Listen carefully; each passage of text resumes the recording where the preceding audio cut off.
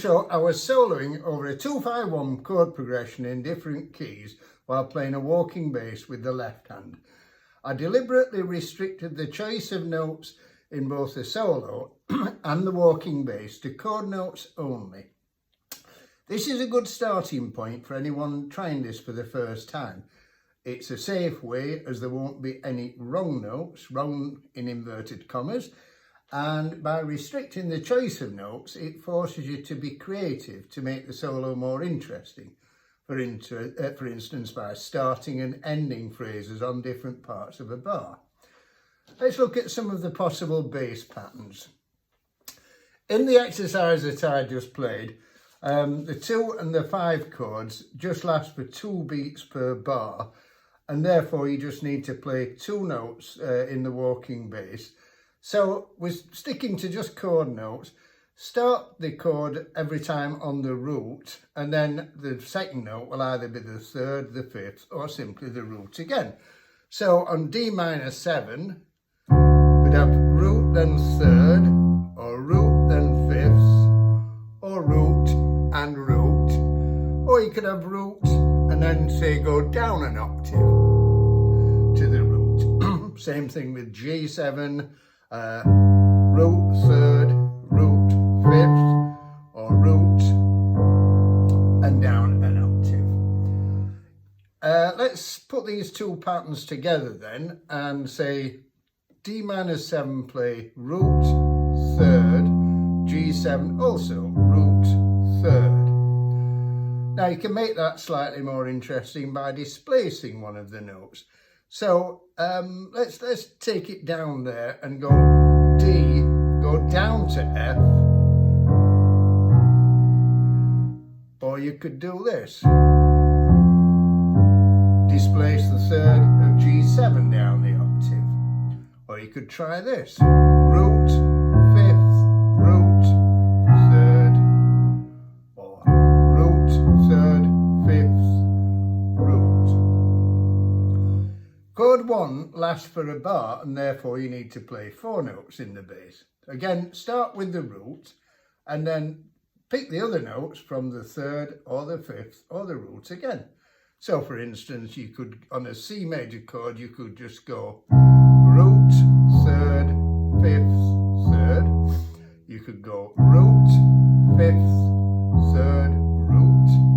You could go down to the 5th and then up to the 5th and then down to the 3rd. You can help to make it swing more by occasionally anticipating a beat, especially when you're displacing a note down an octave. Accenting this note also helps it to swing too. So if you had this pattern,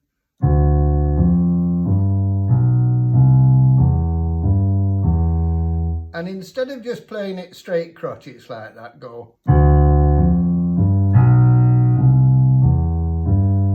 That can really make it swing.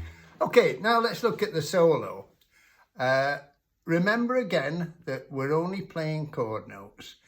So on chord 2, D minor 7 in the key of C, let's just practice some broken chords. Simply play the notes of the chord and then go up to the next inversion and so on.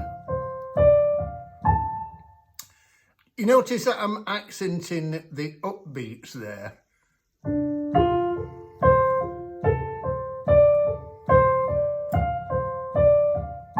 That helps to make it swing. You do that predominantly when you're playing in quavers, but also practice just placing an accent on anywhere in the bar. Let's look at these patterns and say, let's try displacing one of the notes an octave like we did in the bass. So instead of going, just simply take the root up an octave.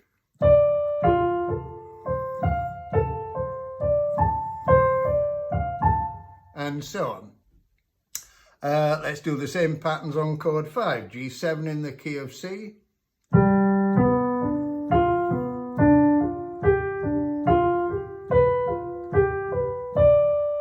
Let's displace an octave.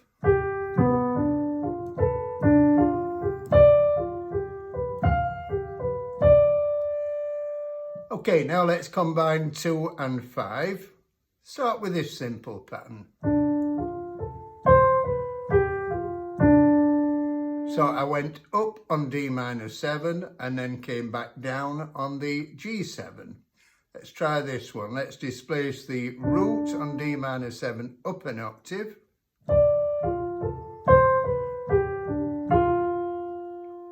You notice that each time I'm going from the 7th of 2, the 7th is C, to the 3rd of 5, G7. That leads for very smooth voice leading. You don't have to do that all the time, of course, but at this stage it's a good idea to keep trying to aim for that 3rd.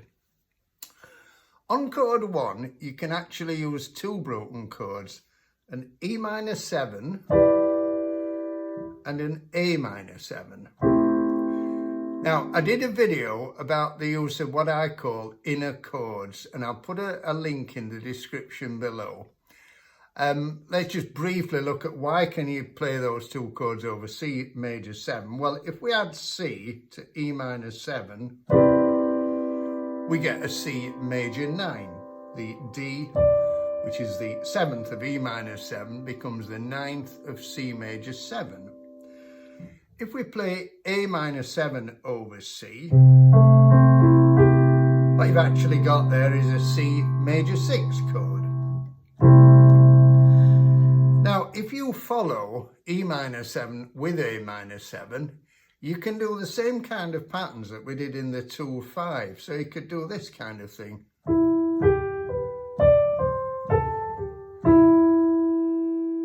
So we've added colour by using those 2 chords. We've added the 9th to a C major 7 chord, and we've added the 6th to it as well.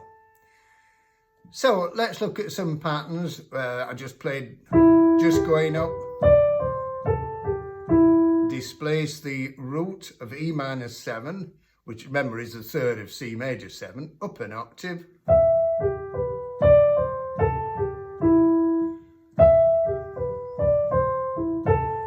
And then practice swapping notes around a little bit.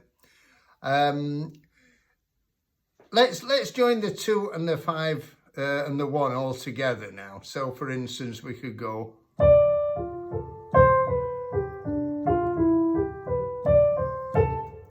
You notice the end of the phrase there, I accented the last note and also kind of snatched my fingers away.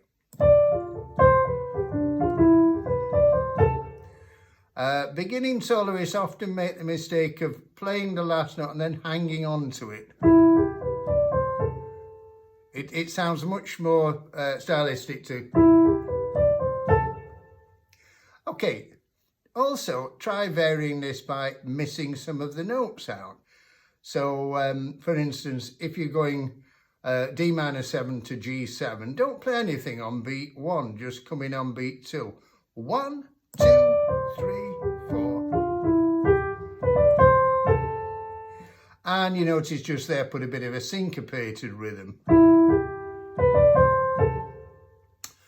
Triplets on beat 2 are good. Don't play anything on beat 1, come in with a quaver triplet on beat 2. 1, 2, 3, 4, 1. So you can see that with all the different patterns and rhythms, the possibilities become endless. So take it one step at a time. Spend time practicing those bass patterns. If you want to solo over a walking bass, the bass, you've got to be able to really go into autopilot so that you can focus on the solo. And then practice all those different patterns, practice playing the chords in different inversions, displacing notes, putting accents in different places, starting phrases in different places, ending phrases in different places.